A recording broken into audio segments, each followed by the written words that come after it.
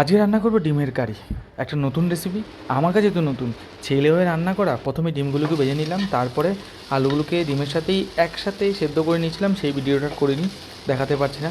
তাই ফোড়ন দিয়ে দিলাম। ফোড়ন তো একা হাতেই দিতে হয়, আর আমি তেল একটু কম দিয়ে রান্না করি। যখনই রান্না করি কিছু তেলটা আমার একদম মনে হয় যেমন কেমন কেমন, তো তেলটা ছাড়াই রান্না করি। এটা একটা স্পেশাল মশলা তার সাথে গুলে নিলাম। যে যে বুঝতে পারবেন বুঝতে পারবেন, কিন্তু আমি বলবো না কাউকে। তারপরে এই স্পেশাল মশলাটা আমি এনে এই যে আলুগুলো সেদ্ধ ছিল সেগুলোর উপরে আমি ঢেলে দিলাম। এই মশলাটা তো বলিনি কাউকে, কাউকে বলবো না। এটা একটু অন্যরকম, আমার নিজের মতো করে রান্না, যেহেতু আমি জানি না কীরকম হবে তাই এখন বলতে চাই না। খাওয়ার পরে হয়তো বলবো।